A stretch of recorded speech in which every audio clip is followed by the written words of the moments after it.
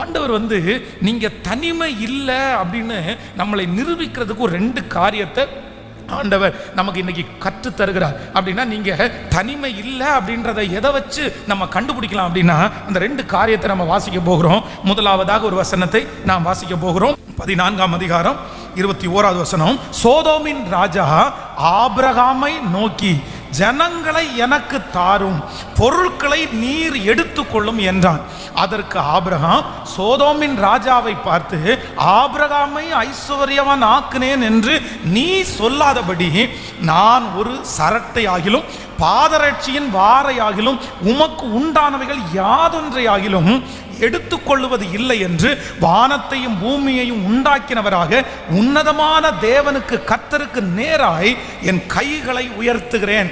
வாலிபர் சாப்பிட்டதற்கு போக என்னுடனே வந்த அநேகர் எஸ்கோல் மம்ரே என்றும் புருஷனுடைய பங்கு மாத்திரமே வர வேண்டும், இவர்கள் தங்கள் பங்கை எடுத்து கொள்ளட்டும் என்றார். நல்லா கவனிங்க. இங்கே ஆபிரகாம் என்கிற ஒரு மனுஷனுடைய குணத்தை பற்றி இந்த வேதத்தில் வாசிக்கிறோம். பொதுவாக ஆபிரகாம் தேவனோட நடக்கிறவன், ரொம்ப அன்புள்ள மனுஷன், அவன் எல்லாருக்கும் உதவி செய்கிற மனுஷன். பாருங்க, யுத்தத்திற்கு போயிட்டு வர்றாங்க. அப்போ இவருக்கு யுத்தத்தில் முடிச்சுட்டு அவங்க கொடுக்குற அந்த சொத்தையோ பொருளையோ வாங்குறதுக்கு அவருக்கு விருப்பமே இல்லை. வேண்டாம்ப்பா, நீ எனக்கு தர வேண்டாம், ஆனால் என் கூட வந்த இந்த வாலிபர்களுக்கு சாப்பாடு கொடுத்துரு, எல்லாருக்கும் சாப்பாடு கொடுத்துரு. இவங்க என் கூட வந்தாங்கல்ல, அவங்களுக்கு என்னென்ன வெகுமதி தரணுமோ அந்த வெகுமதியை நீ கொடுத்துரு. அப்போ ஆபிரகாமுடைய பொதுவான கேரக்டரே என்ன அப்படின்னா, தான் ஒருவேளை வாங்குறாரோ இல்லையோ, தான் ஒருவேளை சாப்பிட்றாரோ இல்லையோ, தன்னை தேடி தன்னிடத்தில் நன்மைக்காக வந்திருக்கிற ஒருத்தரை கூட வெறுமையா அனுப்பாத மனுஷன் தான் இந்த ஆபிரகாம். அது அது அந்த டிஃபால்ட்டாவே இருக்கின்றது மாதிரி அவருக்குள்ள அப்படியே இருக்கிறது. நீங்க மூன்று தேவனுடைய தூதர்கள் அவனுடைய வீட்டிற்கு வருவார்கள். அப்போ அவங்கள தூரத்தில் பார்த்த உடனே மத்தியான நேரம், இவன் ரெஸ்ட் எடுக்கிற நேரம், அந்த தூதர்கள் வந்த உடனே அவர்களை உட்கார வச்சு ஓடி போய் ஆட்டுக்கடாவை கொண்டு அடித்து அவங்களுக்கு சமைச்சு வேக வேகமாக திருப்தியாக சாப்பாடு கொடுத்து மற்றவர்களை நேசிக்கிறதற்கு ஒரு குணம் படைத்தவன் தான் இந்த ஆபிரகாம். ஆனால் ஒரே ஒருத்தருடைய வாழ்க்கையில் பார்த்தீங்கன்னா இவரால் எதுவுமே பண்ண முடியல. நீங்கள் வேதத்தில் வாசிக்கலாம். ஆதியாகமம் 21ஆம் அதிகாரத்தை எடுத்துக்கொள்ளுங்கள். 14வது வசனத்திலிருந்து நம்ம வாசிக்கலாம் தொடர்ந்து. ஆபிரகாம் அதிகாலையில் எழுந்து அப்பத்தையும் ஒரு துரித்து தண்ணீரையும் எடுத்து ஆகாருடைய தோளின் மேல் வைத்து பிள்ளையும் ஒப்பு கொடுத்து அவளை அனுப்பிவிட்டான். அவள் புறப்பட்டு போய் பேர்சபாவின் வனாந்தரத்திலே அலைந்து திரிந்தாள். துருத்தியில் இருந்த தண்ணீர் செலவழிந்த பின்பு அவள் பிள்ளையை ஒரு செடியின் கீழே விட்டு, பிள்ளை சாகிறதை நான் பார்க்க மாட்டேன் என்று எதிராக அம்பு பாயும் தூரத்திலே போய் உட்கார்ந்து சத்தமிட்டு அழுதாள். தேவன் பிள்ளையின் சத்தத்தை கேட்டார். தேவதூதன் வானத்திலிருந்து ஆகாரை கூப்பிட்டு, ஆகாரே, உனக்கு என்ன சம்பவித்தது? பயப்படாதே, பிள்ளை இருக்கும் இடத்திலே தேவன் அவன் சத்தத்தை கேட்டார். ஹல்லேலூயா. இந்த ஆகார் ஆபிரகாம் எஜமானன், அடிமையாக விற்கப்பட்ட ஒருத்தி இந்த ஆகார். அப்படின்னா ஒரு ஊரில் போய் போரிடும் போது அந்த ஊரில் இருக்கிற ஜனங்களிலே தாங்கூட உங்க கூட நான் இருக்கிறேன், உங்க கூட நான் வேலை செய்கிறேன், இந்த எஜமானன் நல்ல மனுஷன், இவர் கண்டிப்பாக கைவிட மாட்டார், ஒரு மிகப்பெரிய நம்பிக்கையோடு ஆபிரகாமோடு சேர்ந்தவங்க தான் இந்த ஆகார். சாராய்க்கு ரொம்ப பிடிச்சிருச்சு. அதுவும் சாராய் எந்த அளவுக்கு இந்த ஆகாரை நம்பினார்கள் அப்படின்னா, தன்னுடைய குடும்பத்தில் ஒருத்தியாக அவங்க மாற முடியும் அப்படின்ற நம்பிக்கையை கொடுத்தாங்க. அப்போ ஆகாருக்குள்ள ஒரு சிந்தை வருது, யார் வேணாலும் மாறலாம், யார் வேணாலும் விட்டு போகலாம், என்னுடைய எஜமானனும் என்னுடைய எஜமானனுடைய மனைவியும் என்னை கண்டிப்பாக விட மாட்டாங்க, மரணம் வரைக்கும் நான் அவங்களோட இருப்பேன், நான் அவங்களோட ஜீவிப்பேன். ஆனால் ஒரு சூழ்நிலை வித்தியாசமாகி வேதம் சொல்லுகிறது, இப்போ ஆகார் அந்த வீட்டை விட்டு துரத்தப்படுகிற ஒரு சூழ்நிலை. தன்னுடைய குழந்தையை எடுத்துக்கொண்டு வனாந்தரத்தில் அந்த கொஞ்ச தண்ணீர் ஆண்டவரிடத்தில் கேட்குற, ஆண்டவரே, எனக்கு இதுவரைக்கும் இந்த மாதிரி யாரையுமே வெறுமையாக அனுப்பி பழக்கம் இல்லையே, நம்பிக்கை துரோகம் பண்ணி பழக்கம் இல்லையே, நோ அப்படின்னு சொல்லி பழக்கம் இல்லையே, நான் எப்படி அனுப்புறது? ஆனால் ஆண்டவர் சொன்னார், ஏற்கனவே நீ உன் மனைவி பேச்சை கேட்டுட்ட, நீ இன்னொரு விஷயம் நீ அங்கே கேட்டுரு, நான் ஒன்றும் பண்ண முடியாது. ஆனால் அந்த நேரத்திலே அந்த வனாந்திரத்திலே தாயும் பிள்ளையும் அனாதையை போல அலைந்து கொண்டிருக்கும் போது அந்த பிள்ளையோடு நான் இருக்கிறேன் என்கிறதை கர்த்தர் எப்படி வெளிப்படுத்தினார் அப்படின்னு சொன்னா, அங்கே ஒரு வார்த்தை கடந்து வருது, ஆகாரை தேடி, நீ பயப்படாத, உன் பிள்ளையை காப்பாற்றுவதற்கு ஒரு தண்ணீரை நான் கட்டளையிட்டேன், அவனை ஒரு பெரிய ஜாதியாக நான் மாற்றுவேன். ஹல்லேலூயா. நான் நம்புறேன் ஆண்டவருடைய பிள்ளைகளே, இன்றைக்கு நான் தனிமையாக்கப்பட்டிருக்கிறேன். ஆண்டவரும் என்னை தனியா விட்டுட்டாரு. கர்த்தர் என் கூட இருக்கிறாரா? ஆண்டவர் இருந்தா ஏன் இப்படி எல்லாம் நடக்குது? யாராவது ஒருத்தர் நான் தனிமை தனிமை தனிமை என்று நீங்கள் நினைப்பீர்களே, ஆனால் ஆண்டவர் உங்களோடு இருக்கிறதற்கு மிகப்பெரிய ஆதாரம் என்ன அப்படின்னா, கர்த்தர் உங்களோடு பேசிக்கொண்டு இருக்கிறது தான் ஆண்டவர் நீங்கள் தனிமை இல்லை என்கிறதற்கு கர்த்தர் கொடுக்கிற மிகப்பெரிய ஆதாரம். நீங்கள் வசன பைபிளை திறந்தா ஆண்டவர் உங்களோட பேசுறார், திருச்சபையில போனா ஆண்டவர் உங்களோட பேசுறாரு, மீடியாவில் ஏதாவது திறந்த ஆண்டவர் உங்களோட பேசுறாரு. நீங்க அப்பதான் சோர்ந்து போவீங்க, அப்பதான் போதும்னு நினைப்பீங்க, அப்பதான் யாரும் இல்லைன்னு நினைப்பீங்க. ஆனா ஒவ்வொரு டைமும் நீங்க தனிமை தனிமை நினைக்கும் போது, ஒவ்வொரு டைமும் எனக்கு யாரும் இல்லைன்னு நினைக்கும் போது, உங்களை தேடி ஆண்டவருடைய வார்த்தை வந்து உங்களை பலப்படுத்துமானால் கர்த்தர் இன்னொரு விசை உங்களுக்கு நிரூபிக்கிறார். இல்ல, பேசுகிறது மனிதன் அல்ல, நான் உன்னோடு பேசிக்கொண்டே இருக்கிறதுனாலே நீ தனிமை அல்ல, கர்த்தர் நம்மோடு பேசி கொண்டிருக்கிறார். எத்தனை பேரோடு ஆண்டவர் பேசி கொண்டிருக்கிறார். வரும்போதெல்லாம், சோர்ந்து போகும்போதெல்லாம் என்னை பலப்படுத்துகிற அவருடைய வார்த்தை. ஹல்லேலூயா. கடந்த சில வருடங்களுக்கு முன்பாக ஒரு பெரிய கட்டிட இடிபாடுகளுக்குள்ளே ஒரு சின்ன பையன் வந்து, ஒரு குட்டி பையன் வந்து மாட்டி கொண்டான். அப்போ அவன் மேலே நிறைய பெரிய பெரிய கட்டிடத்தில் உள்ள இந்த காங்கிரீட் எல்லாம் அவன் படுத்திருக்கிற அடியில் அவனுக்கு மேலே விழுந்துருச்சு. நிறைய பேர் அதில் மடிச்சு போனாங்க. ஆனால் இந்த பையனுடைய சத்தம் மட்டும் உள்ள ஒருத்தன் உயிரோடு இருக்கிறது தெரிஞ்சிருச்சு. உடனே அந்த மைக்கை கொடுத்து உள்ள அனுப்பி டெஸ்ட் பண்ணுனா, அவனுடைய முதுகுக்கு மேலே பெரிய டன்னேஜ், பல ஆயிரம் கிலோ வெயிட் உள்ள அந்த பாறைகள் வந்து, அந்த காங்கிரீட் வந்து மேலே இருக்குது. அப்போ வந்து, நான் உயிரோட தான் இருக்கிறேன், என்னை காப்பாத்துங்க, எனக்கு தண்ணி கொடுங்க அப்படின்னு அவன் கேட்குறான். அவனுக்கு தண்ணி எதுவும் கொடுக்க முடியல, அவன் பேசுகிற சத்தம் மட்டும் கேட்கிறது. ஒரு நாள் முடிஞ்சிச்சு, 2 நாள் முடிஞ்சிருச்சு, சில நாட்கள் முடிஞ்ச உடனே அவனை காப்பாற்றுக்கிறவங்க எப்படி காப்பாற்றணும்னு தெரியல. ஏன் அப்படின்னா, மேலே இருக்கிற அந்த காங்கிரீட்டை வந்து ஒருவேளை இவங்க வந்து கரெக்டாக அதை அப்படியே தூக்கி எடுக்கலை அப்படின்னா, அந்த காங்கிரீட் அவனுடைய முதுகுக்கு மேலே பக்கத்தில் இருக்கிறதுனால கீழே வந்துச்சுன்னா அவன் நசுங்கி செத்துருவான். அதனால எப்படி காப்பாற்றுறது, எப்படி தூக்கி எடுக்கிறது, பெரிய திட்டங்கள் எல்லாம் போட்டுட்டே இருக்கிறாங்க. அவன் பேச்சு கொடுத்துட்டே இருக்கிறான். 2-3 நாட்கள் தாண்டினதுக்கு பிற்பாடு அந்த பிள்ளையினுடைய பேச்சு கொஞ்சம் கொஞ்சமாக குறைய ஆரம்பிச்சிருச்சு. பல மணி நேரங்கள் பேச்சு இல்லாமல் அப்பப்போ அழுகையினுடைய குரல் அது மட்டும்தான் கேட்டுருச்சு. இவங்க வந்து இப்படியே விட்டா இந்த பையன் இறந்து போயிடுவான்னு ஒரு முடிவு எடுத்தாங்க. அப்போது அங்கே இருந்த ஒருத்தர் வந்து அவங்க அம்மாவை பார்த்து, உங்கள் பிள்ளை வந்து இந்த உலகத்தில் இருக்கும்போது, உங்களோட இருக்கும்போது அவனுக்கு வந்து என்ன ரொம்ப அதிகமாக பிடிக்கும், அவன் என்ன செய்வான்? உடனே அவங்க அம்மா சொன்னாங்களாம்மா, அவனுக்கு ஒரு நாய் இருக்குது, செல்ல நாய், அந்த நாயை எப்பொழுதும் கொஞ்சிட்டே இருப்பான், அவன் படிக்கிற எஸ்ஏ கொஸ்டினை படித்து முடிச்சுட்டு அந்த நாய்க்கு முன்னாடி போய் நின்று அவன் மொத்தத்தையும் ஒப்பிச்சிடுவான், அது அவன் பேசுகிற வரைக்கும் அதை அப்படி கேட்டுகிட்டே இருக்கும், அவன் என்னென்னமோ அதோட பேசுவான், அது அவனோட ஊழம் விட்டு ஏதோ பேசிகிட்டே இருக்கும் அப்படின்னு சொன்ன உடனே ஒரு அதிகாரி சொன்னாரம்மா, அந்த நாயை மட்டும் கூட்டிட்டு வாங்கன்னு சொல்லி இந்த பக்கத்திலிருந்து அந்த நாயினுடைய வாய் பக்கத்தில் ஒரு மைக் வச்சு அந்த பையனுடைய சத்தத்தை உணர பண்ணி அவன் கொஞ்சம் கொஞ்சமாக நாய் வந்தோடனே பேச ஆரம்பிச்சானாமா. அதனுடைய செல்ல பேரை கூப்பிட ஆரம்பிச்சானாமா. நான் இப்படி கஷ்டப்படுறேன்னு சொல்ல ஆரம்பிச்சானாமா. பேச பேச பேச அவனுக்கு ஒரு பெரிய புத்துணர்ச்சி வந்துருச்சு, ஒரு பெலன் வந்துருச்சு. அந்த வார்த்தை அவனோட கனெக்ட் ஆகும் போது இவங்க ரொம்ப அழகாக பிளான் பண்ணி அந்த குழந்தைய உயிரோடு அவர்கள் காப்பாற்றினார்களாம். அப்போ நான் நம்புகிறேன், ஒரு சாதாரணமான செல்ல பிராணியாக இருந்த, அடிக்கடி தன்னோட பேசி கொண்டிருக்கிற அந்த ஒரு மிருக ஜீவன் அந்த பிள்ளைக்கு பேச்சு கொடுத்ததுனால அவனுடைய உயிர் காப்பாற்றப்படுமானால், இந்த ஜபத்தில் இந்த சத்தத்தை கெடுக்கிற நம்ம நிறைய பேர் இன்னைக்கு உயிரோடு இருக்கிறதுக்கு என்ன காரணம் தெரியுமா? நம்ம வாழ்கிறதுக்கு என்ன காரணம் தெரியுமா?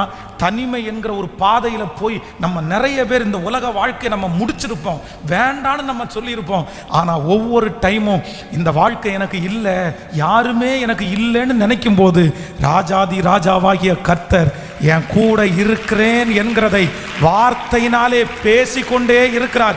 மனிதன் அப்பத்தினாலே மாத்திரம் அல்ல, தேவனுடைய வாயிலிருந்து புறப்படுகிற ஒவ்வொரு வார்த்தையினாலும் பிழைப்பான். இதுவரையிலும் உங்களோடு கூட இருக்கிறேன் என்று வார்த்தையிலே நிரூபித்த கர்த்தர் இன்றைக்கு ஒரு விசை மறுபடியும் சொல்லுகிறார், இல்லை நான் உன் கூட இருக்கிறேன், நீ தனிமை இல்லை, நீ தனித்தவள் அல்ல அப்படின்றதுக்கு ஒரு பெரிய ஆதாரம் இருக்குது. என்னோடு கர்த்தர் பேசிக்கொண்டே இருக்கிறார். ஹல்லேலூயா. இது எல்லாருக்கும் கிடைக்காது, இது எல்லாருக்கும் கிடைக்காது.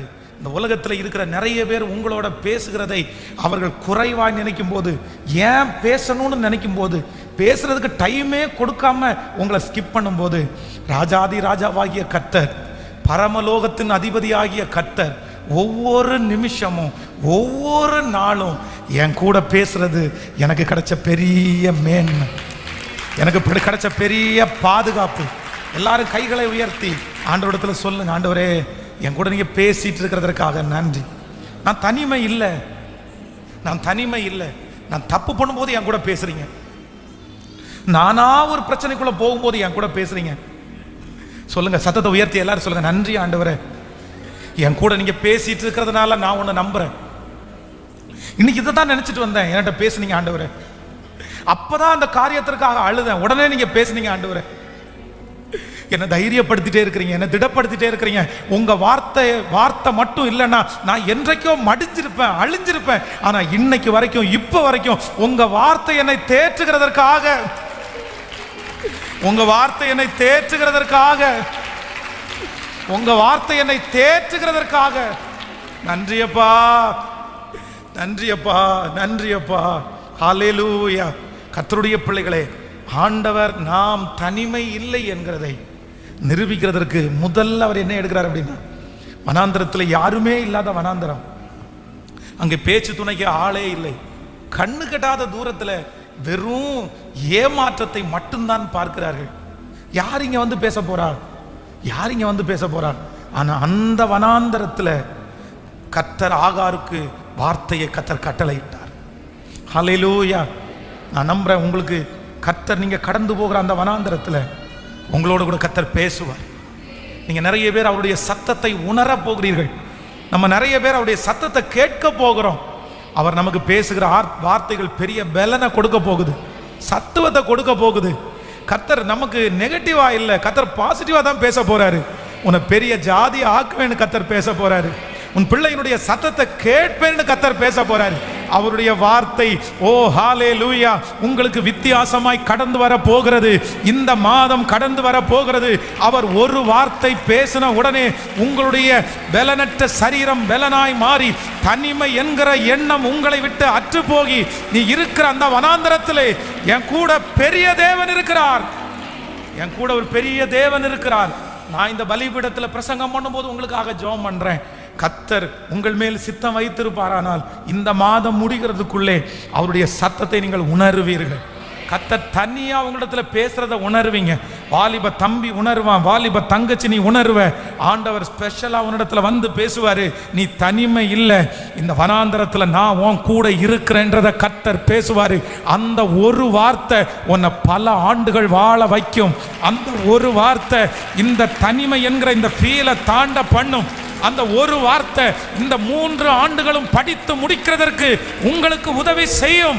அந்த ஒரு வார்த்தை நீங்கள் இருக்கிற தனிமையான அந்த எண்ணத்தை உங்களிடத்திலிருந்து மாற்றி போடும். இந்த சத்தத்தை அயல் நாட்டிலிருந்து, வெளிநாட்டிலிருந்து கேட்டுக்கொண்டிருக்கலாம்.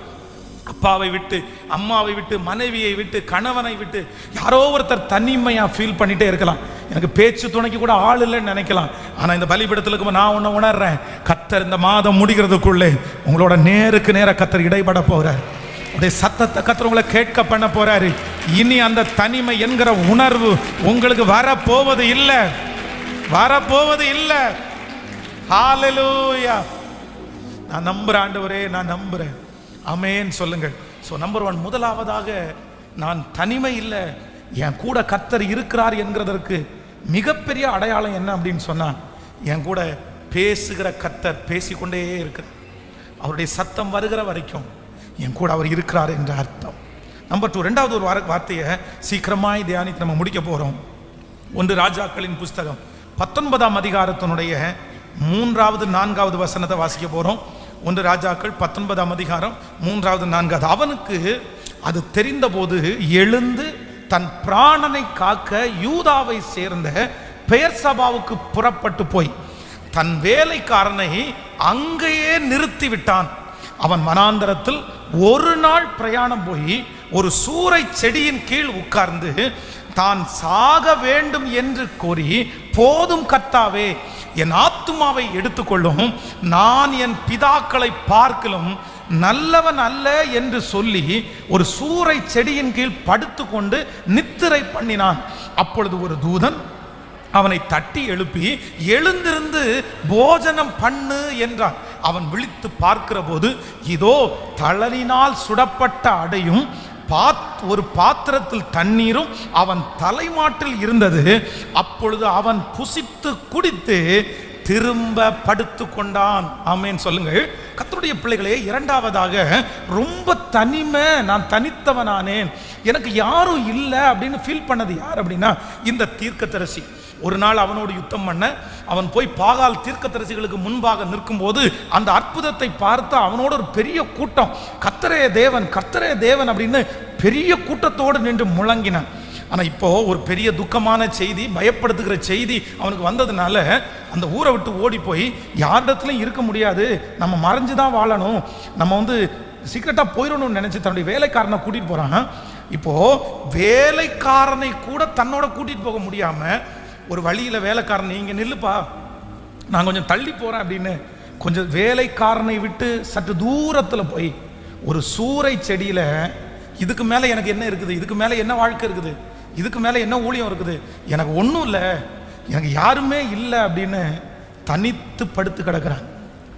சமயம் ஆயிட்டே இருக்குது, அவனுக்கு பசிக்குது. அவனுடைய வேலைக்காரன் இதற்கு முன்பாக சரியான நேரத்தில் மத்தியானம், காலையில், இரவில் உணவு எடுத்து கொடுக்குற வேலைக்காரன் கொஞ்சம் தூரத்தில் இருக்கிறான். ஆனால் அந்த வேலைக்காரன் சரி, என்னுடைய எஜமானன் பசியாக இருப்பார், அவர் ஊழியக்காரரு, அவருக்கு நான் தான் இருக்கிறேன், என்னை நம்பி தான் அவர் நிறைய சாப்பிட்ருந்தாரு, இன்னைக்கு அவருக்கு என்ன கிடைக்கும், நான் போய் சாப்பாடு கொடுக்குறேன் அப்படின்னு வரல. அவர் அங்கேயே நின்றுட்டான். சில நேரங்களில் இந்த உலகத்தில் இருக்கிற ஒரு இடத்துல ஆண்டவருடைய பிள்ளைகள் கற்றுக்கொள்கிறது ஒன்று தான். அப்படின்னா நமக்கு உதவி அற்று போயிட்டோன்னு வைங்களேன், வரமாட்டாங்க. யோபு சொல்கிறான், என் வேலைக்காரங்களுக்கு ஒரு நாள் கூட சம்பளம் நான் குறை வச்சதில்லை, எங்கள் வேலைக்காரங்களை ஒரு நாள் கூட எந்த குறையும் நான் வச்சதில்லை, ஆனால் நான் இப்படிப்பட்ட ஒரு நிலைமையில் ஆளாயிட்டேன் அப்படின்னு தெரிஞ்சதுக்கு பிறகு என்னுடைய வேலைக்காரன் பக்கத்தில் தான் நிற்கிறான், என் கண்ணுக்கு எடுக்கிற தூரத்தில் தான் இருக்கிறான். அவனை பார்த்துட்டு இங்கே வாடா அப்படின்னு கூப்பிட்டா அவன் எப்படி இருக்கான்னு தெரியுமா? காது கேளாதவனை போல போகிறான். நம்ம குறைஞ்சிட்டோம், நம்ம அவங்களுக்கு முன்னாடி தாழ்ந்துட்டோம், நம்ம ஒன்றும் இல்லாமல் போயிட்டோம் அப்படின்னு சொன்னால் இன்னைக்கு மதிக்கிறவங்க, கனம் பண்ணுகிறவங்க ஒருத்தர் கூட நம்ம கூட இருக்க மாட்டாங்க. அவங்க முன்னாடி கர்த்தர் உங்களையும் என்னை நன்றாய் வைக்கணும்னு நான் ஜெபம் பண்ணேன். ஆனால் இந்த வேலைக்காரன் சாப்பிடணும், களைச்சு போயிருக்கிறான், இப்படியே சாப்பிடாம இருந்தால் இறந்து போயிடுவான்னு கர்த்தரை அறிந்து வேதம் சொல்லுது, அவனுடைய பக்கத்தில் போய் ஒரு தூதனை அனுப்பி தழலினால் சுடப்பட்ட அடைய வச்சு, நீ எழுந்திருந்து போஜனம் பண்ணு, நீ எழுந்திருந்து போஜனம் பண்ணு, நீ போக வேண்டிய தூரம் வெகு தூரம், நீ பண்ண வேண்டிய பிரயாணம் இன்னும் நிறைய இருக்குது. ஃபர்ஸ்ட் முதல் தனிமையாக இருக்கிற ஒரு தேவனுடைய பிள்ளைக்கு ஆண்டவர் உங்களோடு கூட இருக்கிறதனுடைய முதல் ஆதாரம் என்ன அப்படின்னா, நான் நம்புகிறேன், தேவன் உங்களோடு பேசி கொண்டிருப்பது தான் உங்களோட ஆண்டவர் இருக்கிறதனுடைய பெரிய ஆதாரம். நம்பர் 2, ரெண்டாவது, தேவன் உங்களோட இருக்கிறதனுடைய இரண்டாவது மிகப்பெரிய ஆதாரம் என்னன்னா, நீங்க நினைக்காத இடத்திலிருந்து உங்களுக்கு ஒரு உதவியை கர்த்தர் கொண்டு உங்களோடு கூட இருக்கிறத கர்த்தர் நிரூபிக்கிறது தான் கர்த்தர் உங்களோடு இருக்கிறதுடைய பெரிய அடையாளம். நான் தீர்க்க தரிசனமாக சொல்கிறேன், இந்த மாதம் முடிகிறதுக்குள்ள ஆண்டவர் என்ன பண்ண போறாருன்னா, நீங்கள் தனிமை இல்லை அப்படின்றதை உணரும்படியாக கர்த்தர் நீங்கள் நினையாத, நீங்கள் யோசிக்காத, நீங்கள் கற்பனை கூட பண்ணாத ஒரு நபரை அந்த இடத்துல உங்களுக்காக எழுப்புவார். ஒரு அதிகாரி அந்த இடத்துல கர்த்தர் உங்களுக்கு அனுப்புவார். நீங்க தனிமை இல்லைன்றதை கர்த்தர் நிரூபிப்பார். உங்களுக்காக வழக்காடுவதற்கு உங்களுக்கு தெரியாத ஒரு நபர் அந்த இடத்துல வருவாங்க. அது வக்கீலா இருக்கலாம், அது போலீஸ்காரரா இருக்கலாம், யாரா இருக்கலாம்.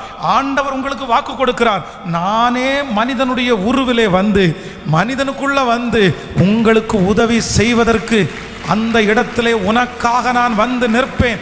அந்த அடையாளத்தை கர்த்தருடைய பிள்ளைகள் பார்க்க போகிறீர்கள். அந்த பலத்தினால் ஓரேப் என்னும் பர்வதம் மட்டும், ஹல்லேலூயா, இத்தனை நாள் வரைக்கும் நம்ம தனிமேன்னு நிற்கும் போது நம்ம ஆதரவு வரும் அப்படின்னு எதிர்பார்த்த, நமக்கு ஒரு பதில் வரும்னு நமக்கு எதிர்பார்த்த, நிறைய இடம் அமைதியா இருக்கும்போது நம்ம நினைக்காத ஒரு இடத்திலிருந்து ஒருத்தரை எழுப்பி நான் உன் கூட இருக்கிறேன்றத எனக்கு ஏற்கனவே நிரூபிச்சிருக்கிறாருன்னு சொல்றவங்க கை தூக்குங்க பார்க்கலாமே. எத்தனை பேருடைய வாழ்க்கையில் இது நடந்திருக்குது? எத்தனை பேருடைய வாழ்க்கையில் நடந்திருக்குது? நான் நம்புறேன் என்னுடைய வாழ்க்கையில் கர்த்தர் அப்படியே செய்திருக்கிறேன். ஹல்லேலூயா. மறக்கவே முடியாத அனுபவம். அப்படி எல்லாரும் எளிமை நிற்கலாம். ஹல்லேலூயா. நீங்க தனிமை இல்லைன்றதை இந்த மாதம் ஆண்டவர் நிரூபிக்க போறார். உங்க கூட நான் இருக்கிறேன்றதை ஆண்டவர் நிரூபிக்க போறார். எத்தனை பேர் ஆமோதிக்கிறீர்கள்? ஹல்லேலூயா. Thank you Jesus. வேதாகம கல்லூரியில் படிக்கும்போது 3 மாதத்திற்கு சேர்த்து 300 ரூபாய் ஃபீஸ். 3 மாதம், ஒரு மாதத்துக்கு 100 ரூபாய் தான் ஃபீஸ். உண்மையிலே இது அந்த மாதிரி வேதாகம கல்லூரிகள் எழும்பணும்.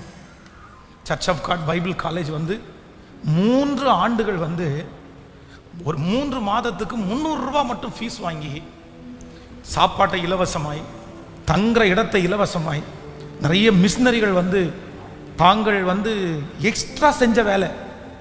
அவங்க காலையில் ஒரு வேலைக்கு போவாங்க, சாயந்தரமா இந்த ஷூ துடைக்கிறது, வீடு துடைக்கிறது, கார் கழுவுறது, இந்த மாதிரி வேலைக்கு போய் அதுல வர்ற வருமானத்துல இதே மாதிரி பைபிள் காலேஜுக்கு அனுப்பி ஊழியக்காரங்களை நிறைய பேரை இலவசமா அவங்க வந்து உருவாக்கி விட்டாங்க.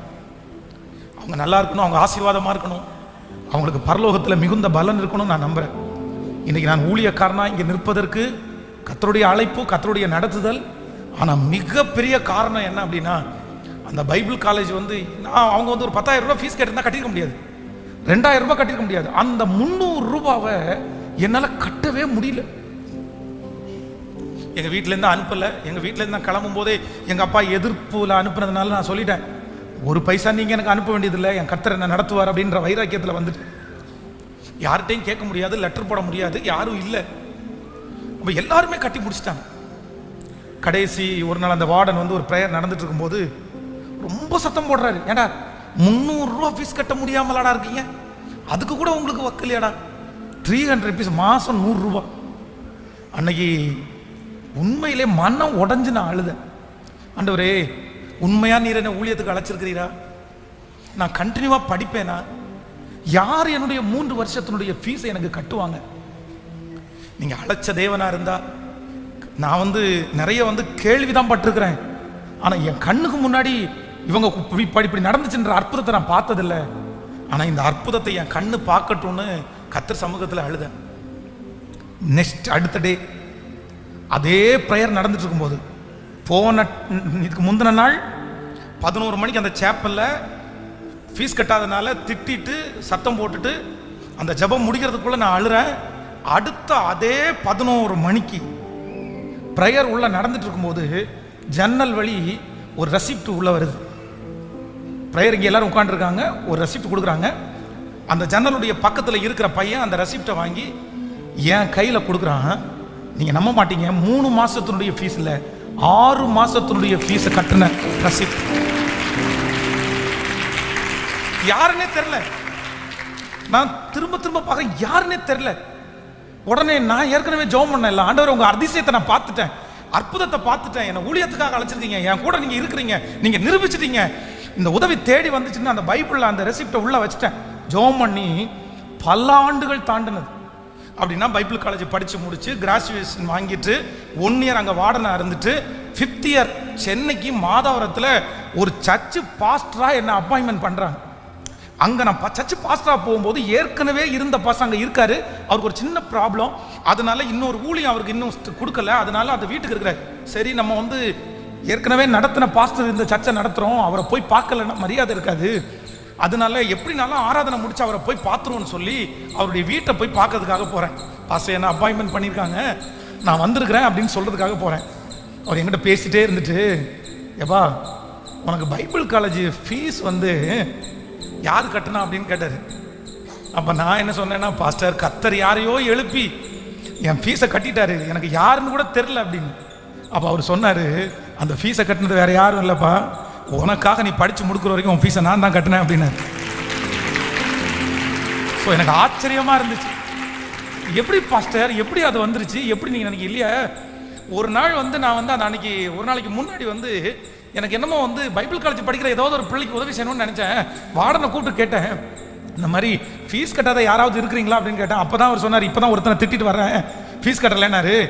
உடனே நான் இதில் சொன்னேன், அவன் படித்து முடிக்கிற வரைக்கும் அவனுடைய மொத்த ஃபீஸை நான் கட்டிடுறேன் அப்படின்னு ஒரு பொருத்தனை எடுத்தேன். அப்போ நான் நம்புகிறேன், நம்ம தனிமேன்னு நினைக்கும் போது, நமக்கு யாருமே இல்லைன்னு நினைக்கும் போது, நமக்கு உதவி செய்து ஒரு உதவியை அனுப்பி, காற்றை காண மாட்டாய், மழையை பார்க்க மாட்டாய், ஆனால் உன் பள்ளத்தாக்கு நிரப்பப்படும் சொல்லி நாம் அறியாத, தெரியாத, புரிந்திராத, கேள்விப்படாத இடத்திலிருந்து ஒரு உதவியை உங்களுக்காகவும் எனக்காகவும் அனுப்புவார். கரங்களை தட்டி கொண்டிருக்கும் போதே அனுப்புவார். தேவ பிள்ளையே, நீ தனிமை இல்லை, நீ தனிமை இல்லை, நீ தனிமை இல்லை, உங்கள் பிள்ளை தனிமை இல்லை, கணவனார் தனிமை இல்லை. எத்தனை சொந்தக்காரர்கள் உங்கள் தனிமையாய் விட்டு கடந்து போனாலும், நண்பர்கள் தனிமையாய் விட்டு கடந்து போனாலும், இந்த நேரத்திலே உங்களுக்காக பேச, உங்களுக்காக நிற்க, உங்களுக்காக உதவி செய்ய கர்த்தர் ஒரு நபரை எழுப்பி, ஹல்லேலூயா, கர்த்தர் உங்களோடு கூட இருக்கிறதை நிரூபிக்கிற காலம் வரும். கர்த்தருக்கு சித்தமானால் இந்த ஆண்டு முடிகிறதற்குள்ளே உங்களுக்கு முன்பாக இருக்கிற பலவிதமான சூழ்நிலையிலே கர்த்தர் தெரியாத இடத்திலிருந்து, அறியாத பாதையிலிருந்து கர்த்தர் உங்களுக்கு ஒரு நன்மையை வர பண்ணுவார். கரங்களை தட்டி நம்புறவங்க எல்லாம் கரங்களை தட்டி ஆமென், ஆமென், ஆமென். ஸ்தோத்திரம், ஸ்தோத்திரம். எனக்குரியதை எனக்கு தருகிற கர்த்தர். நன்றி ஆண்டவரே என்று சொல்லுங்க. நான் தனிமை இல்லை, நான் தனிமை இல்லை, என் ஓட்டத்தில் நான் தனிமை இல்லை. என் இயேசு என்னை விட்டு விலகவே இல்லை. கைகளை உயர்த்தி எல்லாரும் சொல்லி முடிக்க போறோம். Thank you Jesus. என் ஓட்டத்தில் நான் தனிமை இல்லை. நன்றியப்பா, நான் தனிமை இல்லை. ஓ ஹல்லேலூயா. என் ஓட்டத்தில் நான் தனிமை இல்லை, துணையாளர் என்னை விட்டு விலகவில்லை. தகப்பன் வீட்டில் கொண்டு சேர்த்திடுவார், தகப்பன் வீட்டில் கொண்டு சேர்த்திடுவார். நம்புவே இறுதி வரை,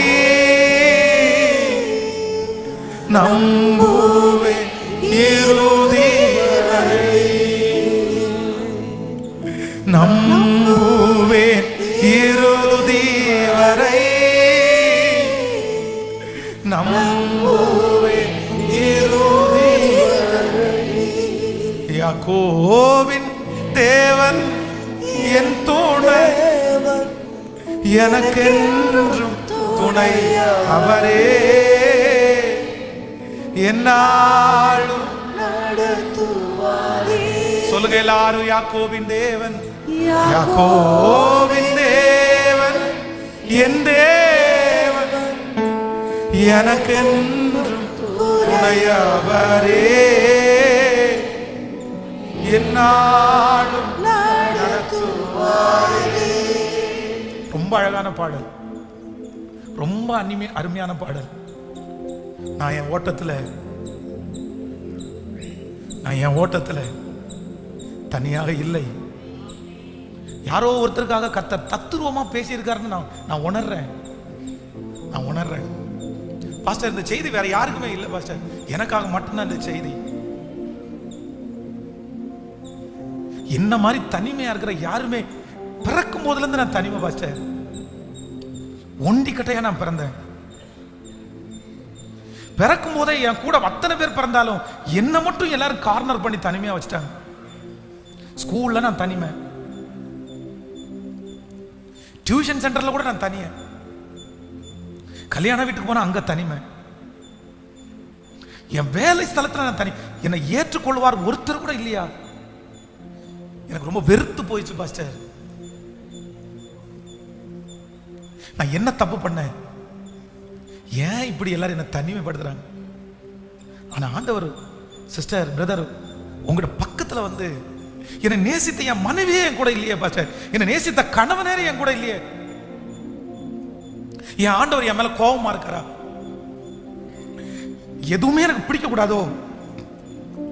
நான் எதெல்லாம் என் கூட இருக்கும்னு நினைக்கிறேனோ அதெல்லாம் என்னை விட்டு போகுது பாஸ்டர். ஆகாரம் மாதிரி நான் செட்டில் ஆயிட்டேன்னு நினைச்சேன், ஆனா ஆகாரம் மாதிரி நான் துரத்தப்பட்டேன். நான் யாரையுமே நேசிக்க கூடாதுன்ற ஒரு முடிவில் இன்னைக்கு இருக்கிறேன். இன்னைக்கு நான் அப்படித்தான் நினைச்சு வந்தேன். நம்ம யாரையாவது நேசிச்சா அவங்க இறந்து போயிடுறாங்க, இல்லைன்னா நம்ம யாரையாவது நேசிச்சா அவங்க நம்மளை விட்டு போயிடுறாங்க. யாரையுமே நம்ம நேசிக்க கூடாது போல. என் பிள்ளைய நான் நேசிச்சேன், என் பிள்ளை என் கூட இல்லை. என் கணவனாரை நேசிச்சேன், என் கணவனார என் கூட இல்லை. எங்க அம்மா அப்பாவை நான் நேசிச்சேன், எங்க அம்மா அப்பா கூட இன்னைக்கு இருந்தும் இல்லாதது மாதிரி தான் பாஸ்டர். என் மகளோ நான் வந்து தனியா இருக்கிறேன். ஆனா ஆண்டவர் மட்டும் உங்க கையை பிடிச்சு, நீ தனிமையிலே நீ இருந்திருந்தா மகளே, மகனே, கண்டிப்பா நீ இன்னைக்கு உயிரோடு இருந்திருக்க மாட்ட. நீ மரிச்சிருப்ப, நீ செத்திருப்ப. உங்களுடைய சூழ்நிலையில தனிமையா இருந்த நிறைய பேர் இன்னைக்கு உயிரோடவே இல்லை. ஆனா நீங்களும் நான் இன்னைக்கு உயிரோட இருக்கிறோம்னா அப்பா உன் கூட இருக்கிறதுனால மட்டும்தான். இவ்வளவு தனிமை வந்தும் இத்தனை பேர் உன்னை விட்டு போயும் இயேசு உங்களை விட்டு போகல, உங்க கூட இருக்கிறார் என்கிறத நிரூபிக்கிறதுக்காக தான். நீ தனிமை இல்லை. அவர் பிள்ளைகளை படிக்க வைக்க பலன் தந்தார். அவர் பிள்ளைகளை கல்யாணம் பண்ணி கொடுக்க பலன் தந்தார். யாரும் இல்லாத போதே எல்லா பலத்தையும் கர்த்தர் உங்களுக்கு தந்தார். அந்த கணவனார் இல்லாதனால என்ன குறை வந்துருச்சு? அந்த நேசித்த அந்த நபர் இல்லைன்ன உடனே என்ன குறை வந்துருச்சு? அவங்க இருந்ததை விட ஆச்சரியமா நடக்கல. அவங்க இருந்திருந்தா கூட இப்படி நடந்திருக்காது. அவங்க இல்லாத இடத்துல கர்த்தர் வந்து உட்கார்ந்து, கர்த்தர் வந்து ஆளுகை செய்து உங்களை எவ்வளவு வெற்றியா நடத்தினாரு. அந்த தேவன் தான் மறுபடியும் வாக்கு கொடுக்கிறாரு. உங்க அப்பா இருக்கிற வேண்டிய இடத்துல நான் இருப்பேன், உங்க அம்மா இருக்க வேண்டிய இடத்துல நான் இருப்பேன், உன் ஃப்ரெண்ட் இருக்க வேண்டிய இடத்துல நான் இருப்பேன். உன்னை நேசித்தவர்கள் எல்லாரும் உன்னை வெறுத்தாலும், இஸ்ரவேலே நான் உன்னை எப்படி கைவிடுவேன்? எப்ராயிமே நான் உன்னை எப்படி கைவிடுவேன்? எப்படி கைவிடுவேன்?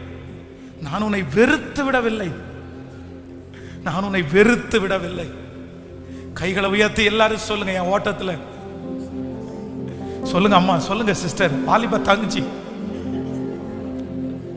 ஒரு வாலிபன் தனியா இருந்து பார்த்திருக்கிறீங்களா பாஸ்டர்? ஒரு வாலிப பொண்ணு தனியா இருக்கிறத பார்த்திருக்கீங்களா பாஸ்டர்? அலோன். நான் தனிமைன்றதை ரொம்ப ஃபீல் பண்ணது நான் தான் பாஸ். இந்த ஜபத்துல என்னமோ தெரியல, எங்க போனாலும் எனக்கு ஒரு ஃபீல் மட்டும்தான் வந்திருக்கு. நான் தனிமை, எல்லாரை விட நான் தனியா நிக்கிறது மாதிரி தான் பாஸ் எனக்கு இன்னைக்கு வரைக்கும், இப்ப வரைக்கும். என் சர்ச்சுக்கு வந்தா கூட நான் வந்துடலாம் தனிமையா தான் ஃபீல் பண்றேன். எங்க அம்மாட்ட நான் என்ன ஷேர் பண்றது, எங்க அப்பாட்ட என்ன ஷேர் பண்றது? ஹல்லேலூயா. ஆனா ஆண்டவருடைய பிரசன்னம் மட்டும், மகளே, மகனே, உன் பக்கத்துல வந்து உன் தோள் மேல கையை போட்டு உங்ககிட்ட நான் பேசிட்டே இருக்கேன்ல, உனக்கு ஏதோ ஒரு விதத்துல ஒரு உதவியை அனுப்பிட்டே இருக்கேன்ல, நான் இதுவரைக்கும் உன்னை கைவிடவே இல்லைல்ல, உன் பிள்ளைகளை நான் கைவிடவே இல்லைல்ல. இத்தனை நடந்தும் உன் பிள்ளைய படிக்க வைக்கக்கூடிய கிருபை, உன் பிள்ளைகளை வளர்த்தக்கூடிய கிருபை, பிச்சைக்காரங்களை மாதிரி உன் பிள்ளைய நான் வைக்கல, கோடீஸ்வரனை மாதிரி தானே மற்றவங்களுக்கு முன்னாடி நான் காமிச்சேன். நீ நினைச்சதை படிக்க வைக்கிற அளவுக்கு கிருபை கொடுத்த இல்ல, நீ நினைச்சதை செய்யற அளவுக்கு கிருபை கொடுத்த இல்ல. இத்தனை பேர் உன்னை விட்டு போனதுக்கு அப்புறமும் ஒரு நாள் கூட உன் பிள்ளைய நான் அனாதையா விட்டனா, உன்னை நான் அனாதையா விட்டனா இல்ல. நீ நினைச்சதெல்லாம் யாரோ ஒருத்தர் மூலமாய் நானே நேரடியா வந்து கொடுக்கறது போல உனக்கு நான் கொடுத்தேன் இல்ல, உனக்கு கூட இப்ப நான் இருக்கிறேன்றது உனக்கு தெரியுது இல்ல, நீ தனிமை இல்லைன்னு உனக்கு தெரியுது இல்ல. நம்புறவங்க மட்டும் ஆமாப்பான்னு சத்தத்தை உயர்த்தி, முழு பலத்தோட சத்தத்தை உயர்த்தி, வாலிப தம்பி தங்கச்சி நீ சொல்லு ஏசப்பாட்ட, நான் தனிமை இல்லை. கர்த்தருடைய கையில நீ அலங்காரமான கிரீடம், நீ ராஜ முடி. தேவன் உன்னை ஸ்பெஷலா அழைச்சிருக்கிறாரு. என் ஆண்டவராகிய இயேசு கிறிஸ்துவும் தனிமை தான். அவரும் கூட பிறந்தவங்க யாரும் இல்லை, அவர் தனிமை தான். தனிமையா நிற்கிறவனுக்கு பெரிய வல்லமை, பெரிய புகழ்ச்சி, பெரிய உயர்வு இருக்குன்னு காமிக்கிறதற்காக என் இயேசு மூத்த குமாரனாய் உலகத்தில் பிறந்து தனிமையை மேற்கொண்டு 12 சீடர்களும் அவருக்கு எதிர்த்து நின்றதுக்கு அப்புறம் கூட அவருடைய லட்சியத்தை நிறைவேற்றினார்ல, அந்த தேவன் உனக்கு முன்பாக இருக்கிறார். உங்களுடைய தனிமை அவருக்கு தெரியும், உங்க தனிமை அவருக்கு தெரியும். ஹalleluya. இப்ப சொல்லுங்க பார்க்கலாம், என் ஓட்டத்தில் நான் தனிமை இல்லை. துணையாளர் விலகவில்லை. என் ஓட்டத்தில் நேசித்தவர் என்னை வெறுக்கல, நேசித்தவர் என்னை வெறுக்கவில்லை. தகப்பன் வீட்டில் கொண்டு சேர்த்திடுவார். என் லட்சியத்தை நிறைவேற்றுறதுக்கு பலன் தருவார். எனக்கு குறித்திருக்கிறதை நிறைவேற்ற பலன் தருவார். நான் நரகத்திற்கு போக மாட்டேன், பரலோகத்திற்கு போவேன். என் கையை பிடிச்சி கடைசி வரைக்கும் என்னை சேர்க்கிற ஒரு கர்த்தர் இருக்கிறார். எல்லாருமே பாதி வழியில என்னை விட்டுட்டு போனாலும் கடைசி வரைக்கும் என்னை கொண்டு சேர்க்கிற தேவனை நான் நம்புவேன். சொல்லுங்க, நம்புவேன் ஆண்டவரே. நன்றியப்பா, நன்றி.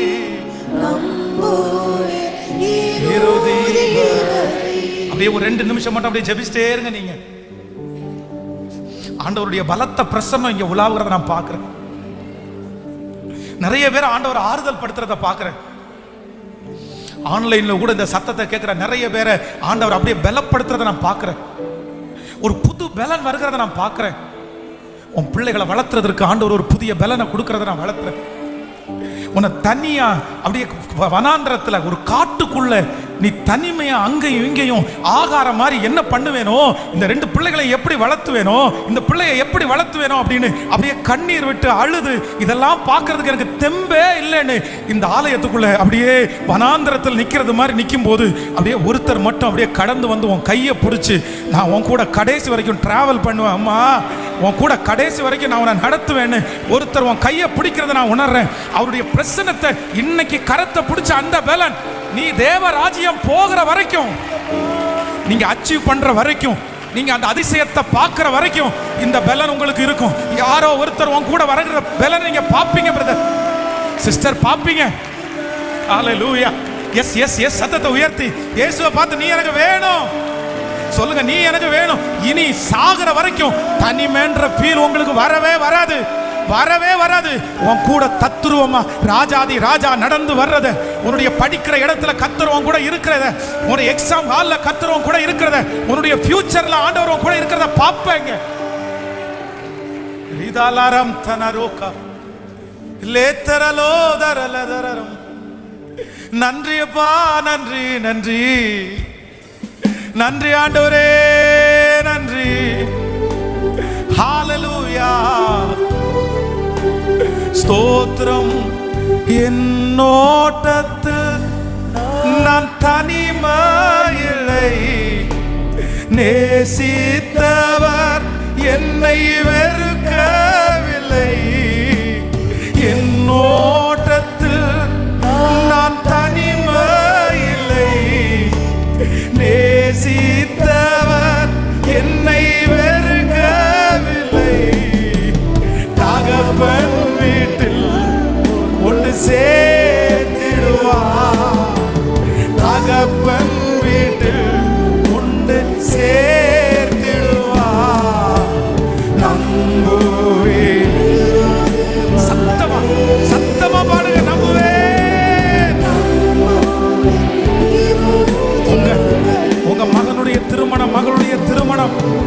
ராஜா வீட்டு கல்யாணம் போல நடக்கும்.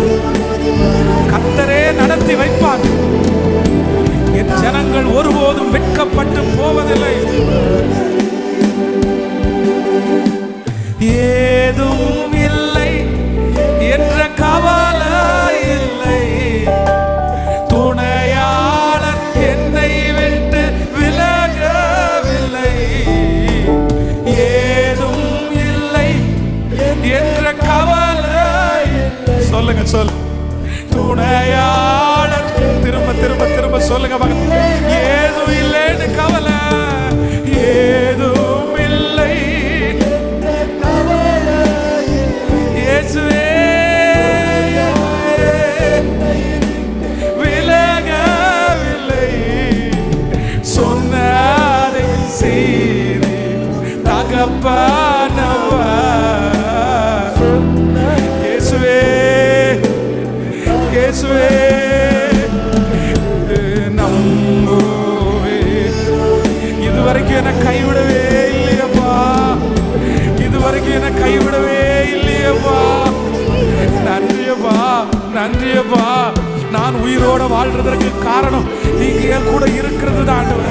நான் இவ்வளவு உயர்த்தப்பட்டிருக்கிறதுக்கு காரணம் நீங்க என் கூட இருக்கிறது தான்ப்பா. அப்பா அப்பா நன்றியப்பா. நீங்க என் கூட இருக்கிறதற்காக நன்றியப்பா. நீங்க என் கூட இருக்கிறதற்காக நன்றியப்பா. என்னை விட்டு போயிடாதீங்கப்பா. என்னுடைய அசுத்தத்தை பார்த்து என்னை விட்டு போயிடாதீங்கப்பா. என்னுடைய கீழ்ப்படியாமைய பார்த்துட்டு என்னை விட்டு போகாதீங்கப்பா. என் பாவத்தை விட்டு பார்த்துட்டு என்னை விட்டு போகாதீங்கப்பா. இப்ப நான் ஜெபிக்கிறேன், நீங்க எனக்கு வேணும், நீங்க எனக்கு கடைசி வரைக்கும் வேணும். எத்தனை பேர் என்னை விட்டு போனாலும், எத்தனை பேர் என்னை விட்டு போனாலும் கவலை இல்லப்பா, பயம் இல்லப்பா, பரவாயில்லப்பா. ஆனா நீங்க மட்டும் என் கூட சாகிற வரைக்கும், இந்த ஊழியத்தை முடிக்கிற வரைக்கும், அப்பா உங்க முகத்தை பார்க்கிற வரைக்கும் நீங்க எனக்கு விலகி நிக்காதீங்கப்பா. நீங்க என் கூட இருக்கிறது வேலை, நீங்க என் கூட இருக்கிறது வேலை. நீங்க என் கூட இருந்தா நான் அக்னியை தாண்டுவேன். நீங்க என் கூட இருந்தா செங்கடலை தாண்டுவேன். நீங்க என் கூட இருந்தா எவ்வளவு பெரிய மதில் சுவரையும் தாண்டுவேன். கைகளை உயர்த்தி சொல்லுவோம், நீர் என் கூட இருங்கப்பா.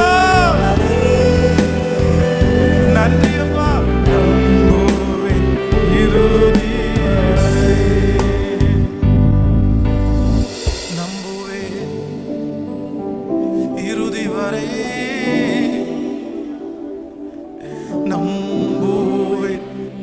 இறுதி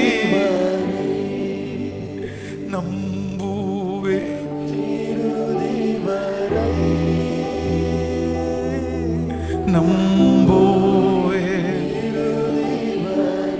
உடைய பிள்ளைகள் எல்லாரையும் ஆசீர்வதி.